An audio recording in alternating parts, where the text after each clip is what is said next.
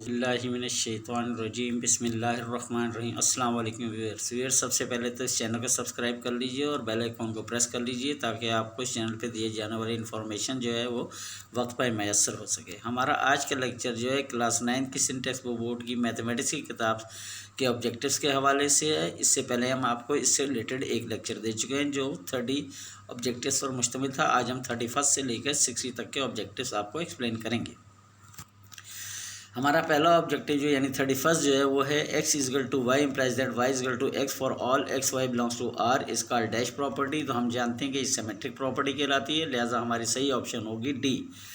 कहता है the order pair 50 lies in slash on dash के ऑर्डर पेयर 50 कहाँ लाई करेगा, सेकंड कंपोनेंट 0 है, लिहाजा ये एक्स एक्सिस पर लाई करेगा, तो हमारी सही ऑप्शन होगी सी।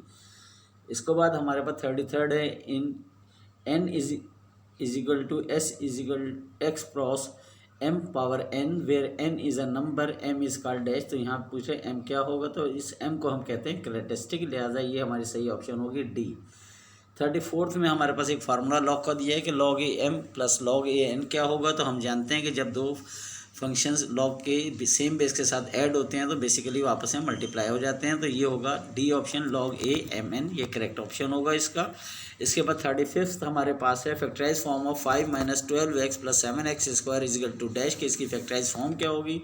इसको अगर हम फैक्टराइज करेंगे तो डी ऑप्शन हमारे पास आएगी, यानी 5 minus 7x into 1 minus x. इसके बाद 36 में हमसे ये कह रहा है कि if relation is given by R क्या दिया हुआ है, आर दिया हुआ है हमें पास ऑर्डर पेयर 0 1 1 2 और 3 4, then the range of R is called, इसकी रेंज पूछी है, तो सेकंड कंपोनेंट का जो सेट बनेगा वो इसकी रेंज होगी, सेकंड कंपोनेंट है 1 2 4, लिहाजा सही ऑप्शन हमारी होगी बी। इसके बाद हमारे पास 37 जो है वो कह रहा है if A is equal to set of all x as that x belongs to even number and x is between 2 and 4 represents a dash, तो एक कैसा सेट होगा। तो हम ये देखते हैं कि 2 और 4 के दरमियान कोई भी एलिमेंट इवन नहीं हुआ करता, लिहाजा ये एम्प्टी सेट होगा, तो सही ऑप्शन हमारी होगी बी।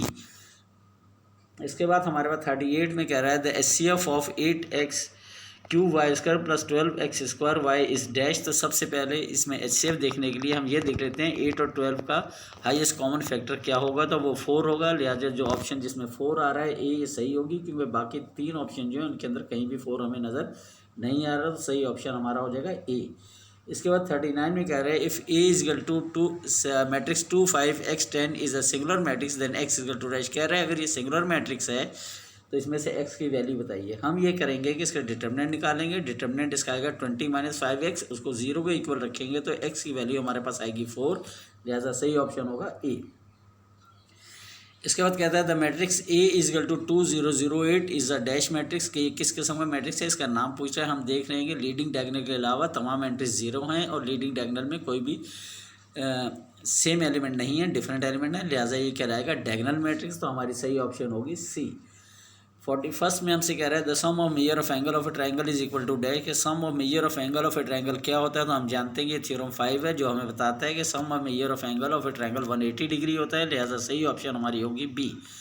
इसके बाद कहते हैं ओनली एंड ओनली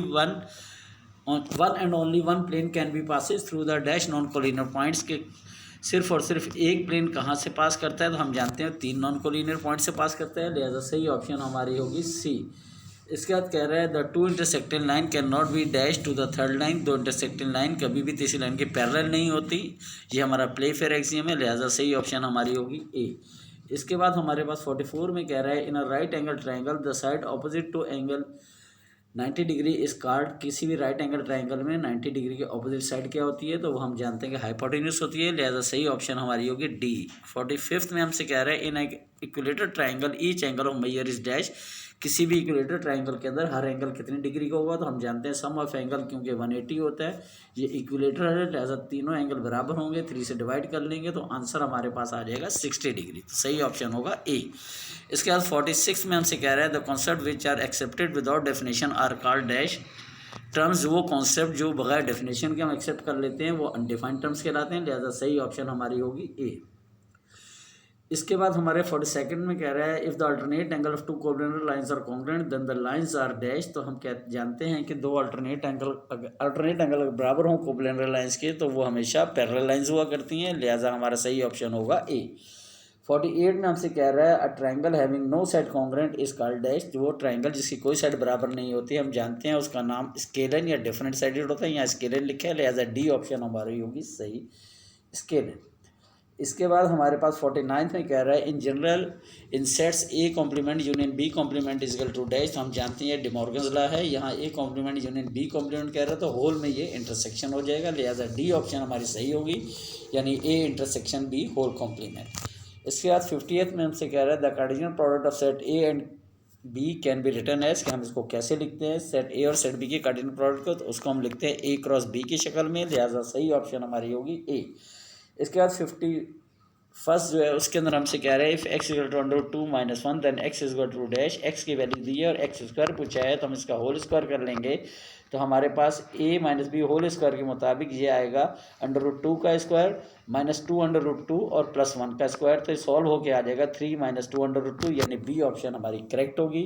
इसके बाद 52nd में हमसे कह रहा है A union B intersection of A union C is equal to dash, कि ए यूनियन बी और ए यूनियन सी का अगर इंटरसेक्ट कर रहे हैं तो हमें पता है कि ये आएगा हमारे पास A intersection of B union C, यानी बी और सी का यूनियन आएगा, लिहाजा हमारे पास ये सही ऑप्शन। सॉरी 52nd में हमें कह रहा है A union B intersection of A union C, तो जब इंटरसेक्ट हमने करना है इनको ए यूनियन बी और ए यूनियन सी को, तो रिजल्ट हमारे पास आएगा A union of B intersection C. ये जो इंटरसेक्शन का निशान है ये ब्रैकेट के अंदर चला जाएगा और जो 2 दफ़ा यूनियन का साइन है ये बाहर आएगा, लिहाजा सी ऑप्शन हमारी सही होगी, A union of B intersection C. इसके बाद log a1 is equal to dash, तो log 1 का हम किसी भी बेस के तहत लें वो हमें पता है 0 आता है, लिहाजा सही ऑप्शन हमारी होगी सी। इसके बाद 54 में कह रहा है इन log ax a is called dash. log ax में a क्या कहलाता है, तो हम जानते हैं जो a लिखा हुआ है इसको हम बेस कहते हैं, लिहाजा सही ऑप्शन हमारी होगी बी।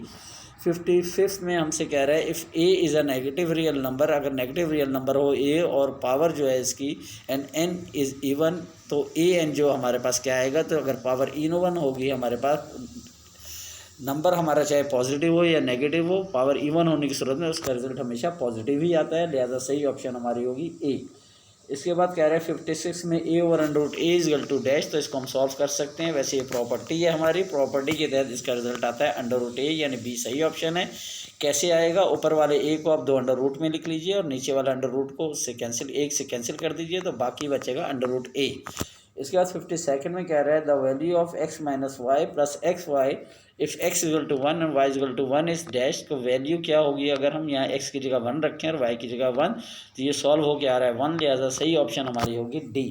इसके बाद 58 में हमसे कह रहा है if one angle form by two intersecting line is of measure 90 degree then the remaining 3 angles are dash angles, कि किस किस्म के एंगल्स होंगे रिमेनिंग 3, कब, जब कोई 2 लाइनें आपस में इंटरसेक्ट करेंगी और एक एंगल 90 डिग्री होगा, तो बाकी एंगल्स के बारे में हमसे पूछा जा रहा है। तो हम जानते हैं कि थ्योरम 1 की कॉरोलरी है कि 2 इंटरसेक्टिंग लाइन में अगर एक एंगल राइट आया तो बाकी तमाम एंगल्स जो हैं वो राइट होंगे, लिहाजा इसका आंसर होगा बी सही ऑप्शन, यानी तमाम बाकी तीनों एंगल जो हैं वो भी राइट होंगे। इसके बाद 59 में हमसे कह रहा है A transpose whole transpose is equal to dash, ये ट्रांसपोज कैंसिल कर देगा, लिहाजा हमारे पास ए बचेगा, तो सही ऑप्शन हमारी ए आएगी, यानी ट्रांसपोज का जब हम दोबारा ट्रांसपोज लेंगे तो वो वापस ए की शक्ल में हमारे पास आ जाएगा।